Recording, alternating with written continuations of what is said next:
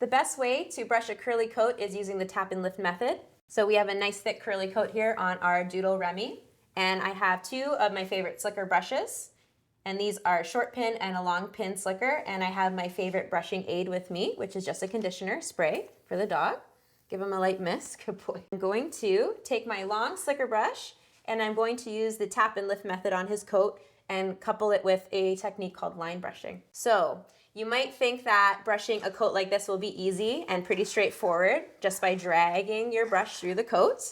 This might not be the best method, even though it looks like I'm doing a great job brushing him. The top layer is nicely brushed, but when I open up his coat and look down to the skin, we can still see a lot of clumping. So that's where the tap and lift method comes in. So I'm going to push his coat back and work in small sections. This is what I mean when I refer to line brushing, by just working in small sections, little lines.